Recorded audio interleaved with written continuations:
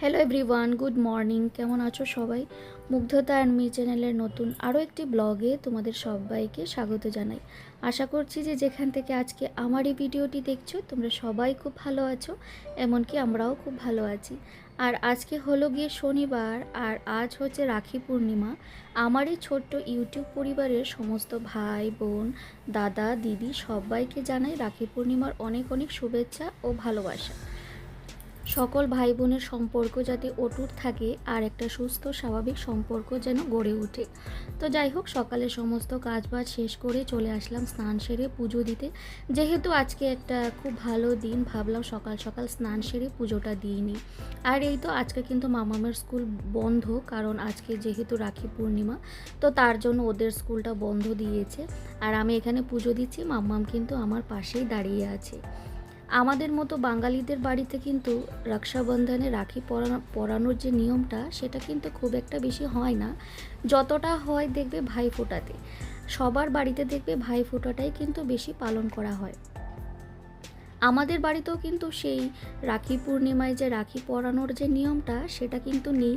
কিন্তু ওই যে দোকানে দেখবে এত সুন্দর সুন্দর রাখি ওনারা রাখেন, তো দেখে মনে হয় যে আমারও তো ভাই আছে, দাদা আছে, তো কেন না আমিও এই রাখি কিনে রাখিটা পরাই। মানে দেখে না এত ভালো লাগে। আর ভাইকে তো, দাদাকে তো রাখি বন্ধনে তো রাখি পরানোই যায়। তো তার জন্যই আমিও প্রতি বছর তো হয়ে ওঠে না, কিন্তু যখন যেভাবে সুবিধা হয় সেভাবেই কিন্তু আমি রাখি পূর্ণিমায় আমার ভাই বলো দাদা বলো, আমি কিন্তু রাখিটা পরাই।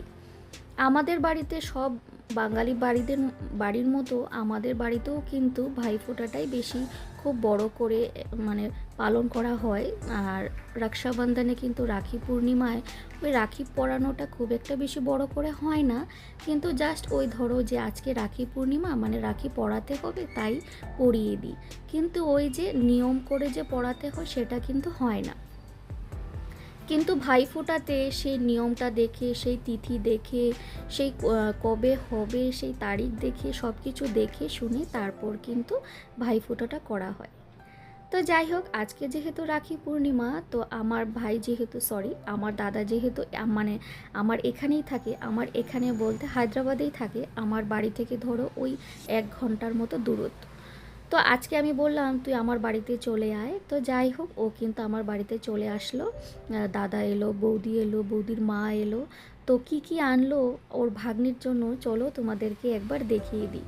মানে অনেক কিছুই এনেছে, কি না এনেছে ভাগ্নির জন্য, চকলেট, চিপস, মানে ওর ভাগ্নি যা যা খেতে পছন্দ করে সব কিছুই কিন্তু নিয়ে এসেছে, বিস্কিট, তারপর ফল, কী আর বলবো। তো সেটাই কিন্তু একবার আমি তোমাদের সঙ্গে দেখিয়ে দিলাম। মানে অনেক কিছুই নিয়ে এসেছে। আর এদিকে তোমরা দেখতেই পারছো যে আমি কিন্তু দুপুরে রান্নাবান্নাটাও কিন্তু করছি। আর আজকে আমি খুব তাড়াহুড়োতেই আছি, কারণ পূর্ণিমাটা কিন্তু ওই 1:30টার ভেতরেই আমাকে রাখিটা পরাতে হবে, কারণ 1:40 পর্যন্ত নাকি পূর্ণিমার তিথিটা আছে। তো সেই ভেবেই কিন্তু আমি খুব তাড়াহুড়োতেই আছি। আর এই যে দেখো, মাম্মামের জন্য কিন্তু একটা জামাও নিয়ে আসলো। মানে কি, মানে কি বলবো, মানে কি না এনেছে ওর ভাগ্নির জন্য, অনেক কিছু এনেছে। তো ভাগ্নিকে নিচে বসিয়ে তারপর দেখাচ্ছে একে একে যে কি কি আনলো। আর আজকে তো শনিবার, আমাদের বাড়িতে নিরামিষ, তো আমি ডাল করলাম, ছোলার ডাল, তার সঙ্গে তো ভাজাভুজি করতেই হয়। আর আজকে না জানো তো বন্ধুরা, পনির একদমই পেলাম না, তো ভাবলাম একটু ছানার বড়া করে তরকারি করব। আর এখন এই তো আমি দুধ কেটে কিন্তু ছানাটাকেও বানিয়ে নিচ্ছি। প্রতি বছর যে রক্ষাবন্ধনে রাখিটা পরাই সেটা কিন্তু একদমই হয় না। আজকে ধরো ওই 5 থেকে 6 বছর আমার দাদা হায়দ্রাবাদে আছে, 1 বছরও কিন্তু পরানো হয়নি। তো এবছর দেখলাম যে সব দিকেই কিন্তু সব কিছু সব দিকে ঠিকঠাক আছে, সুযোগ সুবিধাও আছে।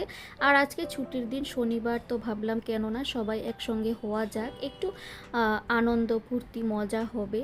আর আমাদের দেখবে ভাই বোন বা আত্মীয় স্বজন যাই বলো না, আমাদের কিন্তু একসাথে হওয়ার একটা বাহানা চাই।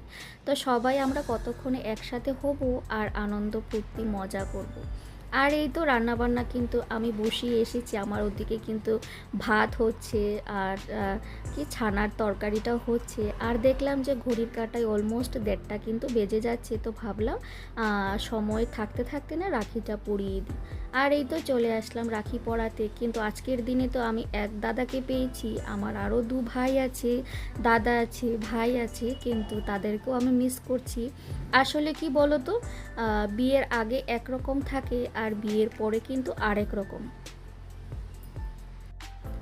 বিয়ের আগে দেখবে ভাই বলো বোন বলো সবাই তো আমরা একসাথে থাকি, সবাইকে কিন্তু ভাইফোঁটা বা রাখি পরানো সবটাই কিন্তু হয়। কিন্তু বিয়ের পরে না সবটা কিন্তু আমরা যেটা চাই সেটা কিন্তু সব সময় হয় না, বা সেই সুযোগটাও আসে না। যখন আমি কিন্তু বিয়ের পরে প্রতি বছরই আমার হাজব্যান্ড কিন্তু আমাকে ভাইফোঁটাতে নিয়ে গেছে। কোনো 1-2 বছর হয়তো মিস হয়েছে, কিন্তু ও সবসময় চেষ্টা করে, এতটা দূরে আমি থাকি, সবসময় চেষ্টা করে যাতে ভাইফোঁটাতে গিয়ে আমি ভাইকে ফোঁটা দিতে পারি।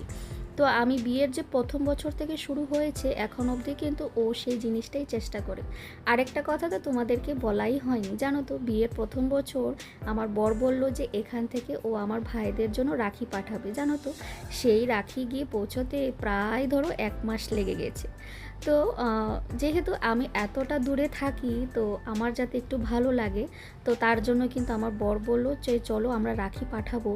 আর রাখি বন্ধনের দেখবে 1 সপ্তাহ আগেই কিন্তু দোকানে রাখি উঠায়, তো সেই রাখি পৌঁছাতে কিন্তু ওই ধরো ওই 1 মাসের মতো লেগেই গেছে। সেই মানে অনেকটা দূর তো, তাই না? সেই হায়দ্রাবাদ থেকে সেই আসাম গিয়ে রাখিটা পৌঁছাতে প্রায় 1 মাস তো লাগলো।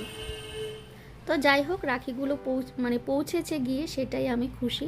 আর এই যে দেখো তোমাদের সঙ্গে গল্প করতে করতে আমার কিন্তু রাখি পরানো হয়ে গেছে।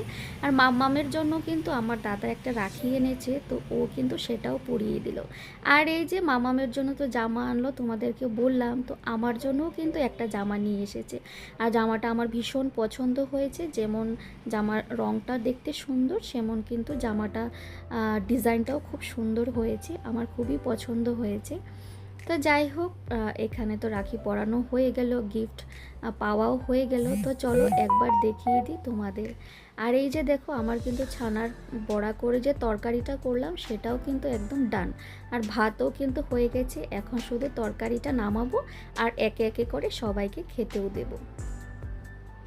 এই মুহূর্তে তোমরা যারা যারা আমার এই ভিডিওর সঙ্গে জুড়ে আছো, তোমাদের সবাইকে অসংখ্য ধন্যবাদ। প্লিজ আমার ভিডিওটিতে একটি করে লাইক দিয়ে দিও।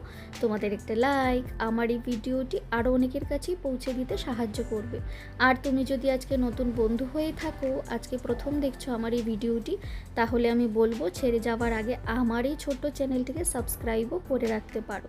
আর যারা যারা অলরেডি এই কাজটা করে দিয়েছো তাদেরকে অসংখ্য ধন্যবাদ। আর এই তো তোমাদেরকে দেখিয়েও দিলাম যে আমি কি কি আজকে রান্না করলাম। ভাজা, উচ্ছে ভাজা, বেগুন ভাজা, আলু ভাজা, পাঁপড় ভাজা, ছোলার ডাল আর একটা সয়াবিনের তরকারি করলাম। ওই আলু পেঁপে ছোলা সয়াবিন দিয়ে একটা মিক্সড একটা তরকারি, আর তার সঙ্গে ছানার বড়া করে আলু দিয়ে একটা তরকারি করলাম। আর এই তো দাদাকে দিয়ে দিলাম সাজিয়ে গুছিয়ে খেতে। দুপুরের কিন্তু আমাদের সবার খাওয়া হয়ে গেছে, আর এখন ঘড়ির কাঁটায় ওই ধরো সন্ধে 7:30। আর এখন চলে আসলাম সবাই মিলে একটু চা খাবো। তো চায়ের জন্য এখন চলে এসেছি চাটা বানাতে। আর এগুলো কিন্তু আমার দাদাই নিয়ে এসেছে, সেই ঝুরি ভাজা, তারপর নিমকি। তো ভাবলাম এগুলো দিয়ে আজকে আমরা সন্ধেবেলাটা মানে চাটা খাবো আর কি।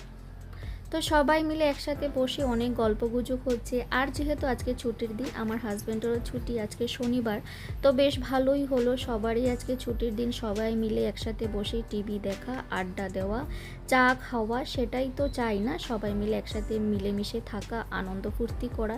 ওই যে তোমাদেরকে বললাম আমাদের কিন্তু একটা বাহানা চাই যে আমরা কবে একসাথে হব। আর এই যে সব কিছু একদম গুছিয়ে নিয়েছি, সবাই একসাথে মিলে বসে খাবো। আর এই তো দেখো তোমাদেরকে যা বললাম সেটাই কিন্তু হচ্ছে। সবাই একসঙ্গে মিলে বসে আনন্দ ফুর্তি করছি, মজা করছি আর চাও খাচ্ছি। আর মামামের তো দুষ্টুমির শেষ নেই, মামা মামি সবাইকে পেয়ে ওর যে দুষ্টুমি কোথায় গিয়ে পৌঁছেছে আর কি বলবো। তো চলো আজকের মতো কিন্তু ভিডিওটা আমি এখানেই শেষ করব। ভিডিওর যদি কোথাও কিছু অংশ ভালো লেগে থাকে তাহলে একটা লাইক আর কমেন্টসের মাধ্যমে জানাতে ভুলো না। তবে চলো আজকের মতন এই পর্যন্তই, টাটা বাই, গুড নাইট।